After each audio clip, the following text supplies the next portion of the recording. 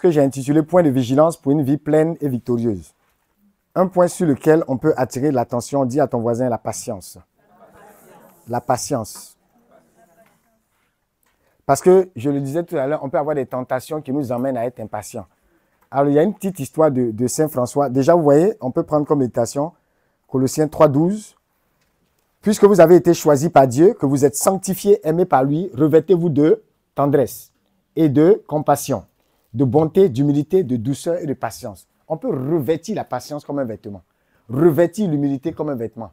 Moi, ça ne me surprend pas parce qu'il y a des gens, quand ils passent, et les Saint François était comme ça, tu sens même cette humilité. Dans leur façon de marcher, de te saluer, de se comporter, de parler. On sent ça sur eux comme un vêtement. Vous ne pouvez pas porter un vêtement qu'on ne voit pas. Parce que c'est ce qui couvre même votre nudité. Donc, au moins, on ne te voit pas nu, mais on voit le vêtement. Il faut que ton humilité soit visible. Dis Amen fort. Amen. Comme un vêtement. Amen. Amen. Que ta patience soit visible. Alors, on peut aussi méditer le verset de 1 Timothée 1, verset 16. Mais s'il m'a été fait miséricorde, c'est afin que, quand moi, le premier, le Christ Jésus montre toute sa patience. Il répète ça, toute sa patience. Pour donner un exemple à ceux qui devaient croire en lui en vue de la vie éternelle. Le Christ même, il a été beaucoup patient. Hein? Sinon, vraiment, toi, tu as les anges, tu as les archanges, tu as toute l'armée des cieux. On crache sur toi, on te flagelle, on te chicote, on se moque de toi. Hey, même les bandits à côté de toi, à part le bon larron là, il y en a même qui te regardent mal. Dis à ton voisin, sois patient. Il y a une petite histoire qui illustre ça. Pour compléter votre méditation, c'est une histoire où Saint François passait avec certains de ses frères et il y avait un vol d'oiseaux. Lui, on dit qu'il aime bien les oiseaux, hein, c'est ça, non? Hein? Comme Saint Antoine avec les poissons, Saint François et ses affaires d'oiseaux, le cantique des créatures et tout ça. Et puis les oiseaux l'enlaient là-bas, pendant qu'ils étaient en train d'aller, vous savez qu'ils mendiaient souvent, hein? Ils faisaient un peu de la providence et tout. Donc, ils étaient en chemin, ils vivaient d'aumône, ils partageaient cette joie-là. À chaque fois, voilà, d'être précédés par la providence partout où ils allaient. Et puis, il y a un vol d'oiseaux, une compagnie d'oiseaux là qui passait. Et il y a un groupe dedans là. Ils ont relâché ce que vous savez. Hein? La fiente, comme on dit. Vous connaissez, non? Hein? Bon, quelque part là-bas, les enfants diraient caca des oiseaux. Ils ont relâché ça. Et vous savez ce qui s'est tombé? Le visage de Saint François. Voilà tout le visage qui est devenu masque. Notre grand Saint François. Le visage maculé, hein, de la fiente, le caca des oiseaux, comme on dit.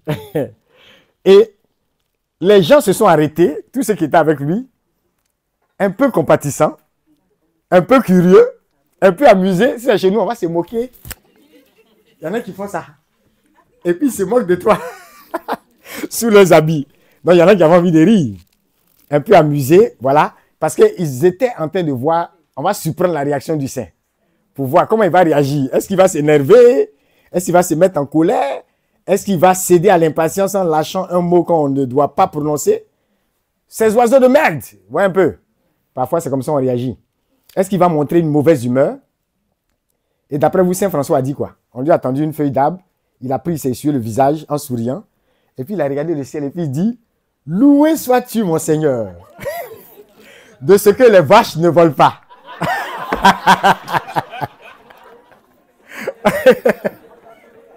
On dit tout le monde a ri et puis les gens ont repris la marche. Imaginez. Et là, on dit, les petits oiseaux là, regarde ce qu'ils ont relâché sur mon visage. Mais si c'était les vaches qui volaient, je serais trempé. Vous imaginez. Donc, c'est un bel exemple. Hein? Et comme on dit, comme dit Saint Augustin, il y a un père qui, en commentant ça, a rappelé la pensée de Saint Augustin qui dit que la conscience consiste à supporter les maux. Le cœur tranquille, dis à ton voisin, est le cœur tranquille. Pour n'avoir pas à perdre, par défaut de sérénité, des biens qui nous conduisent à de plus grands. Parfois, je perds un plus grand bien parce que je suis en train de perdre ma sérénité pour un petit bien que j'ai raté. Vous suivez? C'est pourquoi, ça me rappelle une dame, elle est venue à une retraite. Et bizarrement, on a insisté sur la patience, la maîtrise et tout ça. La dame, quand elle est retournée chez elle, une de ses tantes a attrapé son collet. Tu dis quoi? Parle maintenant si tu es femme. Je viens de la retraite. Quelle histoire de parle si tu es femme? Par là, même est quitté où? Et souvent, la sorcellerie opère comme ça aussi. Hein? Je ne dis pas qu'elle est sorcière, hein? Mais c'était très bizarre comme réaction. Et vous allez remarquer que quand le cœur de quelqu'un même est manipulé même par un esprit de sorcellerie, parfois la personne fait tout pour t'irriter. Ce n'est pas toujours le cas même de la sorcellerie. Il y en a qui ont un simple caractère comme ça. Ils aiment énerver. Les micheurs, comme on dit. Mais tout ça, il faut apprendre à supporter. Et la dame l'entend normal, elle est sans chaud. Elle allait engager la dame. Gifler, bah. Mais bizarrement, elle est restée calme parce qu'on l'a avertie. Et il y a des moments où certaines personnes, en s'énervant, sont allées vivre une tragédie après. Oui, parce que c'était le but de l'ennemi. De créer cette impatience-là, te jeter dans une mauvaise humeur, une impatience, et finalement, tu vois, tout est mélangé. C'est comme on dit, les Juifs disent, la colère disperse l'âme. On prend l'exemple d'un peintre, il est en train de faire sa peinture et autres. Des enfants viennent de renverser le pot. Vous avez une expression qui dit, il faut qu'il retrouve ses esprits, c'est pas ça? Mais c'est l'homme a des esprits. Ça montre que tu t'es dispersé par la colère et tu as besoin maintenant de te calmer, de te retrouver. Vous allez voir qu'il n'a plus la même inspiration pour faire la peinture quand il est énervé, en train de courir derrière les enfants, de les insulter, de dire, mais les enfants de ceci, de ce, c'est quoi tout ça? Ouais, un peu. Dis à ton voisin, calme-toi. Sois patient. Aie le cœur tranquille. Donc, sinon, tu peux perdre des biens plus grands. OK? Donc, Saint Augustin dit, la patience consiste à supporter les maux, le cœur tranquille. Le cœur comment? Pour n'avoir pas à perdre. Vous voyez, ça nous aide à ne pas perdre. Par défaut de sérénité des biens qui nous conduisent à de plus grands. Elle apprend à maîtriser l'avenir, ce qui est un grand bienfait. Vous voyez? Et comme on dit, c'est le contraire de quoi? De l'ironie. Parce que l'humour rit de soi. À un moment donné, tu tombes sans faire exprès. Tu te lèves et puis tu dis, alors, le coin là, mais vraiment, c'est un bon coin. Ça glisse là. Je vais patiner ici. Tu te ris de toi-même. C'est de l'humour.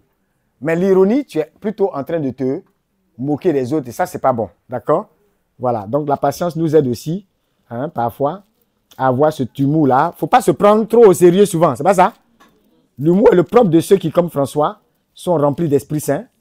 Car comme on le dit, l'humour invite à l'humilité sur soi. Et donc, à la patience. Ça évite que je me prenne trop. Voilà, un peu l'orgueil là. C'est moi. Vous savez qui je suis? Tu n'es rien. Oh. Voilà. Deuxième point qu'on peut retenir, c'est un point de vigilance. Souvent, vous voyez, on rate une promotion parce qu'on a été impatient à un niveau inférieur. On rate le niveau supérieur. Qui est ce Jésus dont nous parle Jean-Baptiste? C'est aussi ce Jésus qui a toute la patience et qui nous invite à la patience. Donc, pour ton élévation, pour ta vie victorieuse, ne manque pas cette vertu et demande-la au Seigneur. Amen, amen, amen. Également, la tempérance. Il y a ce petit verset qu'on peut retenir, 1 Pierre 3, verset 17. Mieux vaudrait souffrir en faisant le bien si c'était la volonté de Dieu plutôt qu'en faisant le mal. On peut aussi retenir Galates 5, verset 23. Voici le fruit de l'esprit, amour, joie, paix, patience, bonté, bienveillance, fidélité, douceur, maîtrise de soi. Et là, c'est comme l'histoire d'un grand-père. Il promenait, on dit, son petit-fils dans un parc. Et puis, le petit, vous voyez comme les enfants, là, ils ne restent pas tranquilles. Ils gesticulaient, ils sautaient ici, à gauche, à droite. Ils tombent là-bas et autres.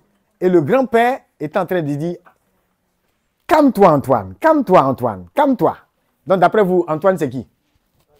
Hein? Hein? Non, il y a une dame à côté qui a dit, oh, mais le vieux, il est bien. Il a toute la patience, la tempérance envers le petit Antoine. Il dit, oh, regarde ce que la dame disait. Elle dit, oh, que vous êtes patient avec votre petit Antoine. Parce que c'est l'enfant qui gesticulait. Et la dame entendait, calme-toi Antoine, calme-toi Antoine. C'est le papy. Ah, c'est le papy. Voilà, en réalité, donc il a répondu à la dame, mais, parce qu'elle a dit, tu as été patient envers le petit Antoine. Elle dit, mais madame, Antoine, c'est moi.